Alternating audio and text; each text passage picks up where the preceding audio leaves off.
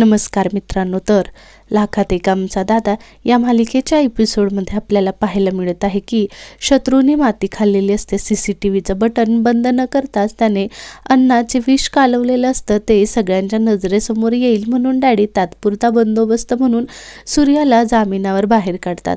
पण स्वतःच्याच खिशाला कात्री पडल्यामुळे डॅडींनी शत्रूला चांगलंच झापलेलं असतं. त्याचा राग काढायचा म्हणून तो तेजूसमोर जातो. त्याच्या डोक्यातून हेच शब्द घुमत असतात की डॅडींनी आपल्याला आज पाठीवर हात थोपटली नाही, त्यामुळे तो सगळा राग तेजूवर काढायचं ठरवतो. तो पूर्णपणे आपल्या रूममध्ये जातो. हातात बेल्ट असतो. तो बेल्ट तेजूसमोर दाखवतो. आधी तेजूला डोळे मिटायला लावतो की तुझ्या भावाची सुटका झाली, तुझ्यासाठी एक सरप्राईज आहे म्हणून तिचे डोळे बंद करून ती तिथेच असते. तेव्हा तो हातात बेल्ट घेतो आणि तिच्या हातात देतो आणि ओळखायला लावतो की काय आहे त्या बेल्टमध्ये, त्या हातामध्ये. तेव्हा तेजू म्हणते की बेल्ट आहे. हे बघितल्यानंतर तेजूला आता आपलं मरण दिसायला लागतं. शत्रू तिच्यावर अमानुषपणे मारहाण करायला चालू करतो.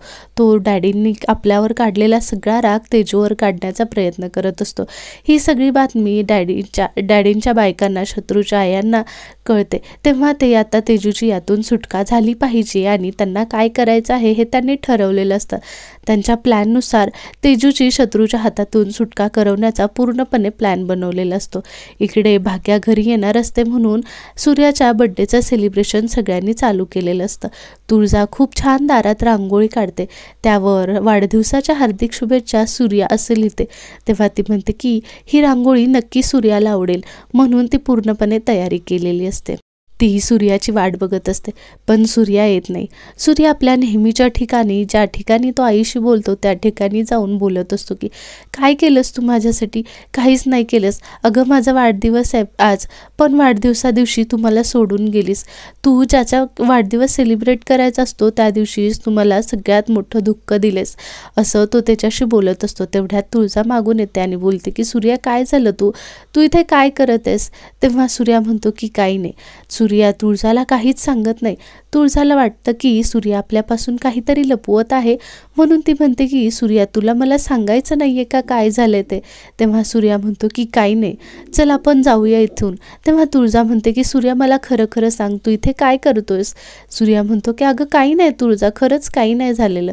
तुळजा म्हणते की मला माहिती आहे तू माझ्याशी असं खरं सांगणार नाहीस, तुला माझी शपथ आहे, काय झालं ते सांग, असं म्हणून सूर्याकडून ती सत्य काढून घेण्याचा प्रयत्न करत असते. आता सूर्या तिला आपल्या आईचं सत्य, आईचं रहस्य सांगणार की नाही हे पाहणं तेवढंच इंटरेस्टिंग राहणार आहे.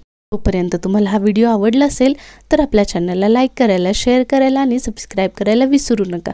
तर आपल्याला मागच्या भागात पाहायला मिळालेलंच आहे की तुळजाला आधीच शत्रूवर, डॅडींवर संशय आलेला असतो. ती जेव्हा झोपलेली असते तेव्हा ती विचार करत असते की हे सगळं कसं घडलं. आता ती कशा पद्धतीने शोधून काढणार आहे हे आपल्याला पुढच्या भागातच पाहायला मिळेल. तोपर्यंत आपल्या चॅनलला लाईक करायला, शेअर करायला आणि सबस्क्राईब करायला विसरू नका. थँक्यू.